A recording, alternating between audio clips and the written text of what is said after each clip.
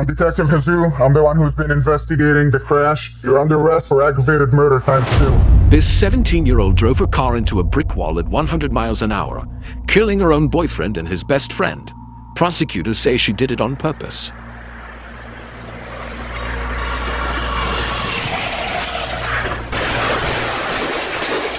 Two weeks before that night, during a fight, Mackenzie had said the words out loud. She was going to crash the car. Everyone thought it was just anger. It wasn't. The car's black box told a story no one could explain away. No brakes, full acceleration, a dead-end street she knew. The judge called it hell on wheels. Finds the defendant Mackenzie Shirilla guilty of murder. Two young men were gone, and the question that still divides everyone who hears this case is simple. Was it a tragic accident, or a teenager who meant every second of it?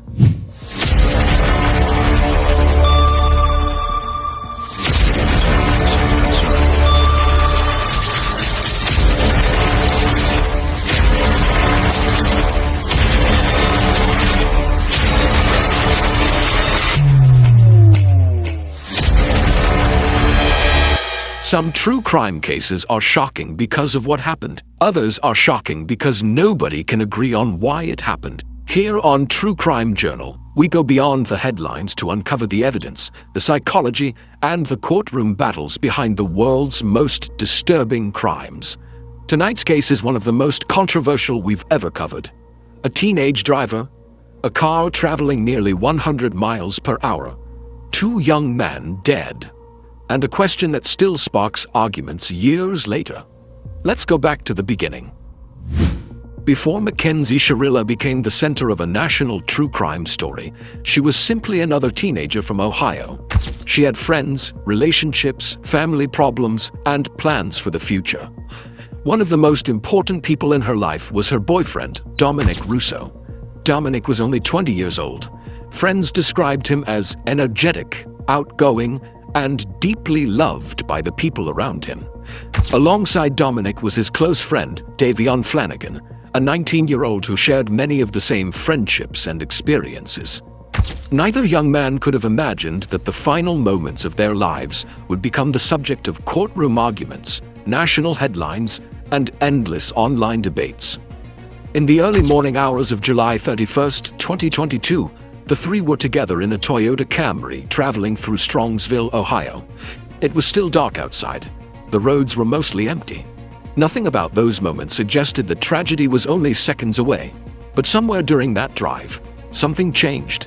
At approximately 5:30 in the morning, the Camry entered a dead-end industrial road. Seconds later, it slammed directly into a commercial building.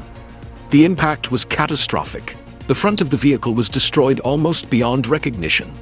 Emergency responders rushed to the scene. When they arrived, they found devastation. Dominic Russo was critically injured. Davion Flanagan was critically injured. She's 17, so it would be a juvenile. Okay, thing, yeah. that's where. Okay.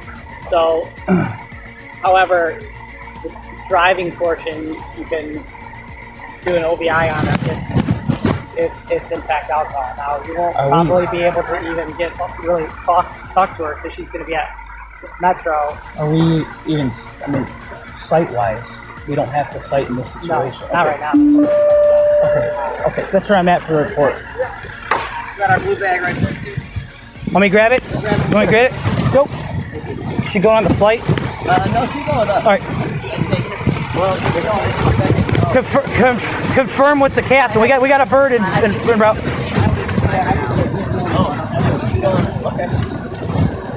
Hey, life flight's here. I think she's here for her.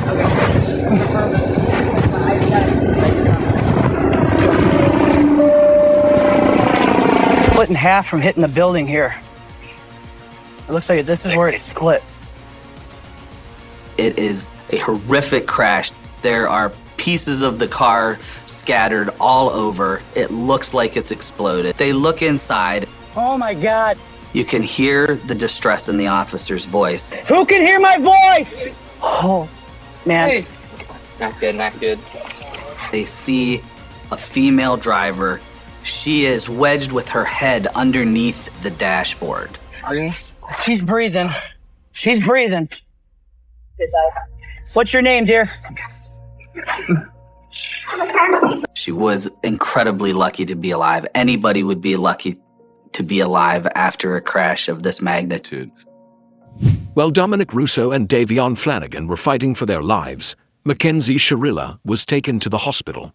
She had survived a crash that investigators would later describe as almost unimaginable. The vehicle had been destroyed. 2 passengers were dead. Yet somehow, Mackenzie lived. Doctors treated her injuries while investigators began asking questions. At that point, police were still treating the collision as a serious crash investigation. No one had been arrested. No murder charges existed. But investigators were already starting to look closely at what happened during those final seconds before impact, because the evidence from the crash scene wasn't matching what they would normally expect to see. And the more they looked, the more questions they had. Wait, say this. Progress in Alameda, car into a building. 2 are deceased in the vehicle. Daughter's driving. Who died? I don't know who other, but there's one that we don't know. His name's Jacob. Does anyone know Jacob? Dom? No, stop. Let him talk. Guys, I know, we've been dealing with this. Your daughter's okay. She's talking to us. I talked to her, okay? Your daughter's alive, okay? Your daughter's alive. She was driving the vehicle, okay? Who's that? Jacob and who? Most crashes are reconstructed through witness statements, physical damage, and forensic analysis. But modern vehicles carry another witness: the car itself. Investigators downloaded information from the Toyota's event data recorder, commonly referred to as a black box. The data revealed a timeline that prosecutors would later describe as impossible to ignore. According to the crash reconstruction, the vehicle accelerated rapidly before impact. The speed climbed higher and higher. Then came the detail that changed everything. There was no evidence of braking, not a single meaningful attempt to slow down, no sudden correction, no evasive maneuver, no sign that the driver was trying to avoid the wall. Instead, prosecutors argued that the vehicle remained under acceleration until the moment of impact. For investigators, this raised a difficult question. If a driver realizes a collision is coming, instinct usually takes over. People slam on brakes, they turn the wheel, they try desperately to save themselves. Why didn't that happen here? The answer to that question would become the foundation of the entire prosecution. As detectives continued investigating, they turned their attention toward the relationship between Mackenzie and Dominic. What they discovered painted a complicated picture. Like many young couples, their relationship had experienced ups and downs. There were arguments, breakups, reconciliations, emotional confrontations. But one particular allegation stood out from all the others. Witnesses claimed that roughly 2 weeks before the crash, Mackenzie had made a disturbing statement during an argument. According to testimony presented later in court, she allegedly threatened to crash the car. At first glance, it sounded like something said in anger. A dramatic comment made during an emotional fight. The type of thing people often say without ever intending to follow through. But after 2 people died in a crash with no evidence of braking, prosecutors argued those words carried a completely different meaning. Suddenly, what sounded like teenage drama became possible evidence of intent. And intent was exactly what prosecutors needed to prove. Because without intent, this would remain a tragic accident. With intent, it became murder. For months, investigators continued gathering evidence: phone records, witness statements, crash reconstruction reports, medical records, digital evidence. Every piece was analyzed. Then came a major turning point. Investigators concluded there was enough evidence to move forward with criminal charges. The teenager who survived the crash was no longer viewed solely as a victim. She had become the primary suspect. On November 15, 2022, Mackenzie Shirilla was arrested. The charges were extraordinary. Not reckless driving, not vehicular manslaughter, murder. Prosecutors alleged that Mackenzie intentionally drove the vehicle into the building. The arrest shocked many people. Some believed justice was finally being served. Others believed investigators were criminalizing a tragic accident. Either way, the case instantly became national news. Because murder cases involving a vehicle are rare, and proving intent would be incredibly difficult.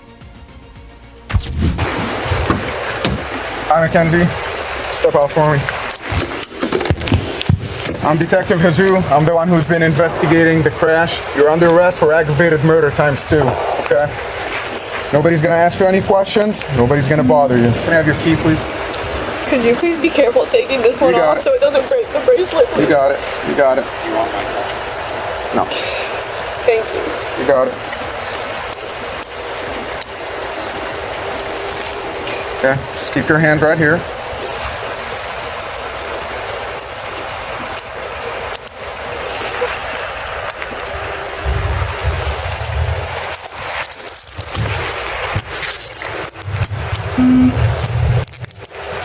I'm not gonna tighten these, okay? I don't want to hurt you.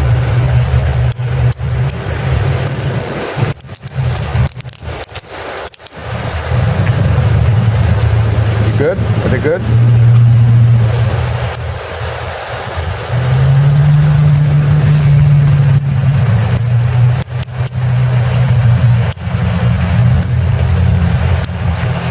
Thank you. All right. This screws are right here. Actually, he took her out of the car and we did not. Okay. Do you have anything out of pockets, anything like that? We're in pockets, but they're just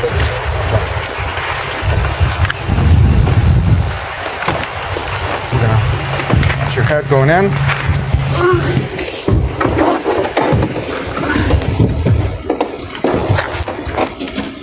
The lawyer said they called and said that, not to talk to any cops because she's legal counsel. Yeah, and we read her rights, she's 18, and we are not going to ask her any questions. We have nothing to ask her, so we're not going to ask her anything anyway. So when we're done with our booking process, she will likely be processed downtown. We'll transport her downtown. That is video of Mackenzie Shirilla's mom at the police station after her daughter was taken into custody. Again, Mackenzie's mom and dad defiantly stand by their daughter, saying that she is innocent. How you guys did this on the weekend is just, well, all you do is go, hey, there's a warrant for, we would have brought her right down here with no problem. She hit it. It's just unbelievable. I mean, she's 18. So the warrant was issued today, so we executed it today. The warrant wasn't issued earlier. Well, you could have made a phone call, couldn't you? You had your creeper out in front of my yard watching. So, she can't take any, she's an adult, she can't take any phone calls right now. She'll be transferred downtown. I don't know when. Service just called to advise. She'll be transferred downtown. Okay, well, I still need to speak to my daughter so she understands what her, not to say anything to you guys. Okay, and I don't know about the phone. We'd have to ask about that. And you go find it's mine, it's not hers. I do need it. I have other children. And that's how we communicate. Yeah, and that's how we communicate. Okay, so I do need my phone. Yeah, I mean, if he had to roll out the whole mess to pick up an 18-year-old girl who can hardly walk out of a hospital visit, it's just beyond me. So we follow the law, and that's what we're doing today. So the phone that was in her hand is the one that we took, but I'd have to check with the detective to find out what's going on with that. I don't know the answer to that. Can we find out? I do need it like right now. Okay, let me at least. I have ask. another child. Oh, I get it. So we're gonna let her. Thank you. Then am I going to be allowed to have a 2-minute conversation with her? You cannot talk to her while he's here. No. Why doesn't she get a Well, she phone has call? legal If you arrest her, why representative. don't she get a phone call? She was just brought in. They're going to process her as soon as they get the time for her to make a phone call. She will be able to make a phone call. You just need to advise her. She has a lawyer. She's a lawyer. She does have a lawyer. She is 18 years old and she could speak that. Yeah, but she's a dumb 18-year-old that just turned 18. Well, and you guys are She's no. dumb. The bullshit. All the kids nowadays are dumb, and these guys are going to take advantage of her. She's not allowed to speak to you guys. I'm telling you that. Her from attorney lawyer. can call us. I just need to. Don't ask her any questions. She's not allowed to speak to you. The trial quickly attracted national attention, not because crashes are rare, not because teenagers are uncommon defendants, but because the legal theory behind the case was unusual. There was no weapon, no confession, no eyewitness who could describe what Mackenzie was thinking in those final seconds. Everything depended on circumstantial evidence. The prosecution argued that actions speak louder than words.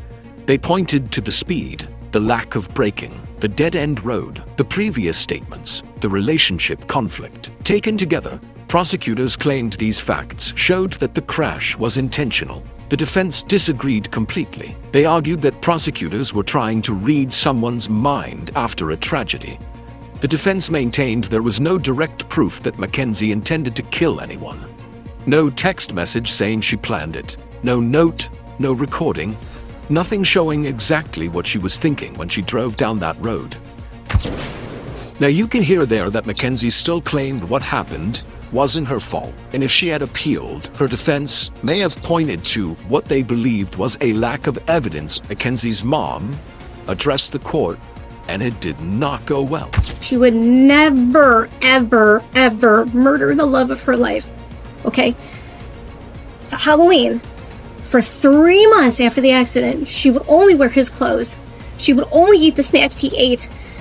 She would only listen to the music he wrote, okay? She was laying in bed for 3 months crying. There was a shrine of him next to her with photos and things that he liked, and this flower that lights up that he got her because he wanted it to be fresh and alive forever. It's like a little Beauty and the Beast flower. Okay, she's got this shrine of him next to her.